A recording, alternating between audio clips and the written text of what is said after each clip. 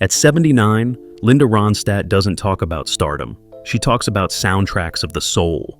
In a rare and tender reflection, the legendary singer names 6 voices that didn't just influence her, they built her.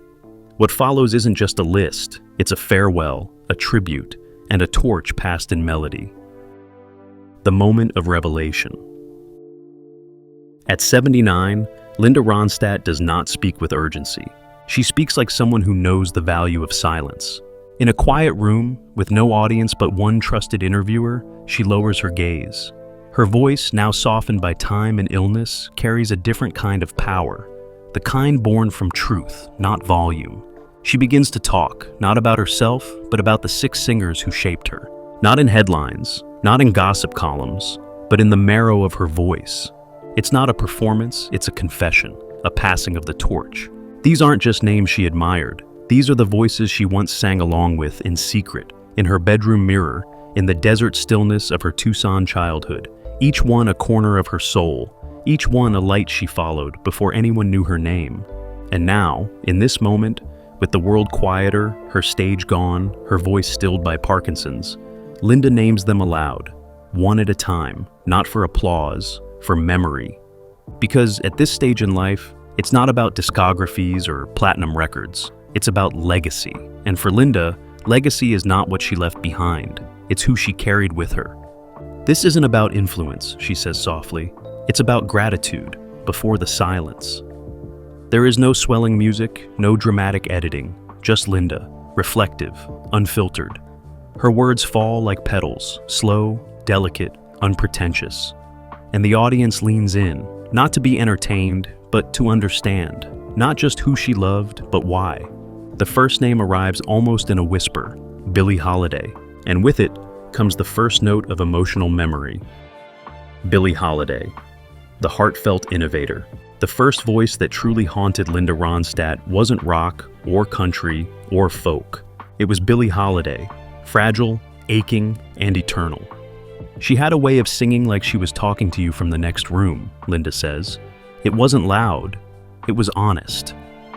As a child, Linda didn't understand jazz theory or phrasing, but she understood feeling, and that's what Billie gave her. Emotion, stripped of pretense. Songs that felt more like confessions than performances, each syllable holding back tears or letting them fall. Linda would listen on the radio late at night, imagining Billie alone in a studio, spilling her soul into the mic. That intimacy became a blueprint. I didn't know how to name it then, Linda says, but I knew that's how I wanted to sing, like it meant something, like it hurt. Holiday's phrasing fascinated her, how she dragged behind the beat or tiptoed ahead of it, bending time to fit her heartbreak. Linda stood in front of her bedroom mirror, imitating Billie's breath, her slurred syllables, the way she made silence feel sacred. She made singing personal, Linda says, like she was letting you in on a secret. Even decades later, after Linda filled stadiums and conquered genres, she still carried Billie with her. Not in mimicry, but in emotional DNA. The honesty, the brokenness, the courage to not sound perfect. When Linda recorded ballads like Long, Long Time or Blue Bayou, she wasn't just channeling sadness, she was honoring Billie. She invented pop singing, Linda says. Everyone after her, me included, was following her path. Linda sees Billie not as a genre icon, but as a revolutionary. A woman who turned pain into poetry, jazz into raw emotion. She didn't sing to impress, she sang to survive. And that, Linda says, is what real singing is. Even now, though she can no longer sing, Linda can still hear Billie, on the old vinyl, in the quiet moments before sleep, in the back of her mind where all her musical memories live. She's still with me, Linda says, voice trembling. When I can't sing anymore, I can still feel her. And that's enough. The room is quiet again. A beat passes, then Linda speaks the second name, a man, another master of phrasing, another architect of the emotional voice. Frank Sinatra. Frank Sinatra, the elegant vocal architect. After Billie Holiday's name lingers in the air, Linda Ronstadt lets the silence stretch, as if giving the moment time to breathe, exactly the way the next artist on her list always did. Frank, she says quietly, Frank knew how to wait for the lyric to come to him. Frank Sinatra wasn't just a singer to Linda. He was a master builder, someone who didn't just sing a song, but designed it, brick by brick, breath by breath.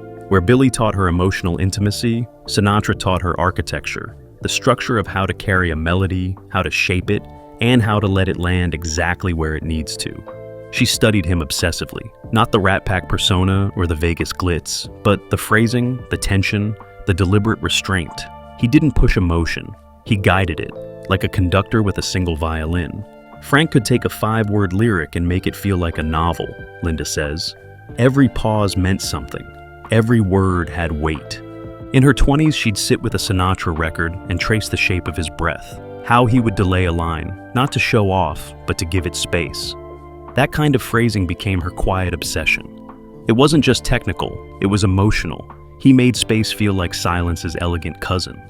When Linda began recording standards later in her career, albums like What's New and For Sentimental Reasons, Sinatra's influence was everywhere. From the arrangements to the vocal phrasing, she wanted to honor the blueprint he left behind without copying it. I wasn't trying to be Frank, she said. I was trying to learn from him how to sing with grace, how to let the song breathe. She admired his control, how he could stand in front of a microphone and feel completely at ease, even in emotional chaos. He didn't force anything. He trusted the lyric, and in doing so, the lyric trusted him back. Linda recalls one of her favorite performances, Sinatra singing One for My Baby, just a voice, a piano, and heartbreak in its cleanest form. He wasn't singing, she says, he was confessing, and that taught me everything I needed to know about restraint. To this day, she considers Sinatra and Billie Holiday to be the twin pillars of 20th century vocal art. One the architect, the other the soul. Together, they shaped how Linda approached nearly every note in her career. They were opposites in some ways, she said, but they were both honest, and they both knew when not to sing. That's where the magic is. And now, with her own voice stolen by illness, Linda still listens to Sinatra when she wants to remember how singing feels. His phrasing, his elegance, his quiet confidence, they remind her of the power of control, of keeping the listener leaning in. Frank taught me how to sing without trying, she says. He showed me that the best singers don't chase the song, they invite it in. And as the sound of his voice fades gently into memory, Linda turns to someone very different, someone fierce, operatic, defiant, someone who never waited for the song. Maria Callas, the opera rebel. When Linda Ronstadt says Maria Callas, she says it like a challenge, like she dares you to disagree. Callas was the greatest chick singer ever, she says, period. It's not a casual compliment. It's a statement of artistic allegiance. Because for Linda, Maria Callas wasn't just an opera singer. She was a force, a storm in heels, a woman who refused to be polite in a world that demanded control. Linda discovered Callas in her late teens. A friend gave her a dusty opera recording, and she listened, unsure of what to expect. What she got was fire, and heartbreak, and absolute vocal abandon. She didn't sing like a bird, Linda recalls. She sang like a woman on the verge of emotional collapse, and that, to me, was thrilling. What drew Linda in wasn't Callas's technical prowess, it was the fact that she broke the rules on purpose. She pushed bel canto opera out of its museum case and made it breathe again. She wasn't always pretty, she didn't care, she was present. Callas taught me that genre doesn't matter, Linda says. What matters is commitment. She sang like it was life or death. That conviction gave Linda permission to cross boundaries, to go from country to pop to mariachi to jazz without apologizing. Callas, in her fearless way, made it clear.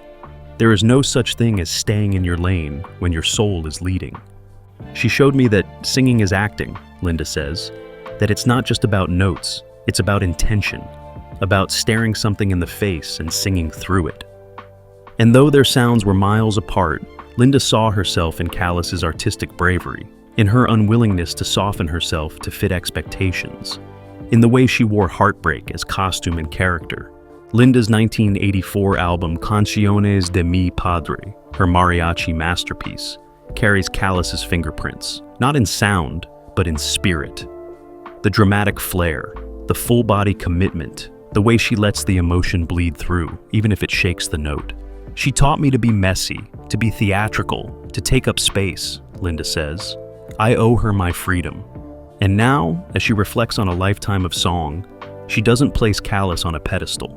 She places her in the room, right there, beside her, whispering, daring, singing too loud and just right. She was opera, Linda says, but more than that, she was unapologetically herself. That's what I'll always chase. Lola Beltran, the voice of heritage. When Linda Ronstadt speaks about Lola Beltran, her tone shifts. It's not just admiration, it's belonging. I didn't grow up wanting to be famous, she says. I grew up wanting to sound like my grandmother, like my father, like Lola. For Linda, Lola Beltran wasn't an influence. She was inheritance. Long before the world knew Linda's voice, she was a girl in Tucson listening to rancheras on her father's radio. Her house hummed with boleros and corridos, the voices of Mexico weaving into the fabric of her childhood. And standing above them all was Lola La Grande, the queen of mariachi. She had a voice that could hold joy and grief at the same time, Linda says. She sang like the mountains could hear her. Lola's voice wasn't delicate. It didn't flit or float. It commanded. It announced heartbreak like an opera and joy like thunder. To Linda, that kind of vocal fearlessness validated her own instincts, that singing didn't have to be about perfection. It had to be about feeling. She gave me permission to sing from the gut, Linda says. Not from the throat, not for applause, just from the truth. As Linda's career blossomed through folk, country rock, and pop, her Mexican roots stayed tucked inside her, quietly guiding the way. But it wasn't until 1987, when she released Canciones de mi Padre, that she brought them fully into the light. It was a risk. A Spanish-language mariachi album from a chart-topping American pop artist?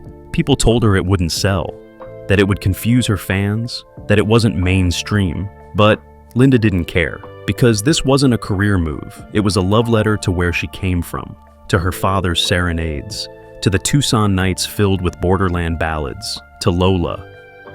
That album was for her, Linda says, and for every girl who heard those songs in their kitchen growing up and thought, this is who I am. Lola's influence wasn't just musical, it was cultural, spiritual. She embodied a kind of pride that didn't need to explain itself. A woman in full voice, wrapped in a traditional rebozo, singing about love, betrayal, country, and sorrow, without apology. She didn't try to make her music smaller to be accepted, Linda says. She made the world come to her. That confidence gave Linda the courage to step into mariachi with both feet, to sing with mariachis at her back and generations of ancestors in her lungs, to hold notes that cracked with emotion because that's what Lola did. She sang like her life depended on it, Linda says. And sometimes, I think mine did too. To this day, Linda credits Lola Beltran as one of the most formative voices in her life, not just for what she sounded like, but for what she represented. A bridge between tradition and identity. Lola wasn't just a singer, Linda says. She was home. Hank Williams, the lone country heart. When Linda Ronstadt was a kid, Hank Williams came through the radio like a ghost. That voice, worn, plain-spoken, laced with sorrow, cut through the static and settled somewhere deep inside her. He didn't sing like a star. He sang like someone telling you the truth, whether you wanted to hear it or not. He made sadness sound simple, Linda says, and simplicity is the hardest thing to do well. Hank wasn't flashy. His melodies were clean. His lyrics didn't dance around the pain. They walked right into it. And that's what drew Linda in. There was no filter, no polish, just a man bleeding through his guitar. As she stepped into her own country rock era, working with the Eagles, singing ballads that leaned toward heartbreak, Linda often thought of Hank. Not to copy him, but to remember what matters most, honesty. She admired the way he could write a song that sounded like it had existed forever. Like, I'm so lonesome I could cry wasn't written, but found, a feeling captured and turned into melody. His songs were never about being clever, she says. They were about being real. That approach shaped how Linda interpreted her own country material. When she sang Love Has No Pride, or Silver Threads and Golden Needles, she didn't belt or decorate. She told the story, just like Hank would have. I tried to let the pain sit there, she says. Not dress it up, just let it hurt. And there was another reason Hank mattered to her: his fragility. He wasn't a polished Nashville machine. He was a man full of ache, addiction, and longing, and he never hid it. That kind of transparency, especially from a male artist in that era, meant something to Linda. It gave her permission to bring vulnerability into a genre that sometimes prized image over feeling.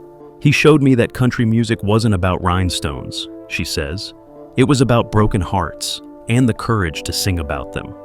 Later in her career, Linda would bring that Hank Williams emotional ethos into every genre she touched: folk, rock, mariachi, jazz. No matter the setting, she never strayed from the idea that truth is melody's best companion. Hank laid the foundation. His simplicity became her compass. "I don't sound like him. I don't sing like him," she says, "but everything I do traces back to him." And even now, decades later, when she listens back to those recordings, the crackle of old vinyl, the sadness in his voice, she still finds herself sitting still, breathing slower, listening harder. He sang like he knew time was short, Linda says, and maybe that's why every word mattered so much. Phil Everly, The Harmonious Heartbeat. When Linda Ronstadt speaks about Phil Everly, her voice softens, not out of sadness, but out of affection. He had a voice like velvet, she says, and when he sang with Don, it was like hearing a single heart break in two. As a teenager in Tucson, Linda was hypnotized by the Everly Brothers. Their harmonies were everywhere, blaring from radios, jukeboxes, record players in her friends' garages. But it was Phil's part that always pulled her in. He wasn't the loudest or the showiest, but he carried something emotional and essential. His tenor blended with Don's baritone in a way that didn't just sound good, it felt like belonging. Phil had this instinct for harmony, Linda says. He knew when to step forward and when to disappear. That's an art. When Linda recorded her version of When Will I Be Loved, she wasn't trying to modernize it. She was trying to honor the spirit of it, that aching melodic call and response that Phil and Don had perfected. Her version became a hit, but in her heart, it always belonged to them. They were the reason I believed harmony mattered, she says. They taught me that two voices, if joined just right, can sound like truth. Phil's style seeped into Linda's own phrasing and arrangement choices. You can hear it in the duets she did with Emmylou Harris and Dolly Parton, how the voices bend toward each other, not just to sound pretty, but to hold something between them, a kind of trust, a kind of grief, a kind of love. I always tried to blend like the Everlys did, she says, not competing, just matching hearts. And beyond the music, there was something in Phil's presence that stayed with her. He wasn't flashy, he didn't chase fame. He let the songs lead, and let the harmonies carry the emotion. In a world of soloists, Phil made a case for togetherness. Linda credits Phil with teaching her that harmony isn't just about pitch, it's about empathy. Listening, adjusting, showing up in service of the song. That ethos became central to how she worked in studios for decades. And now, with her own singing voice gone, it's Phil's harmonies that sometimes return to her when she lies awake at night. Not the words, just the sound, that layered warmth, that echo of youth, that pure, unfiltered ache of someone singing next to someone else, not above them. He reminded me, she says, that music is a conversation, not a solo, a communion. And with that, she closes her eyes. The names have been spoken: Billy, Frank, Maria, Lola, Hank, Phil. But now, she speaks about what connects them all and what they left inside her. The unseen thread.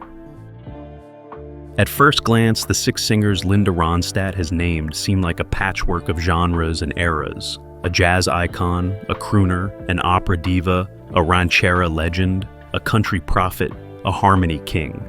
But to Linda, they're not scattered influences. They are one story told six different ways. What ties them together, she says, isn't music. It's emotion, it's honesty, it's fearlessness. These weren't safe artists. They weren't chasing trends or following formulas. They were truth tellers, each with their own language. Billy whispered sorrow. Frank sculpted heartbreak.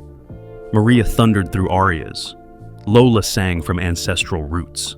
Hank unraveled in plain-spoken poetry. Phil harmonized until it felt like prayer.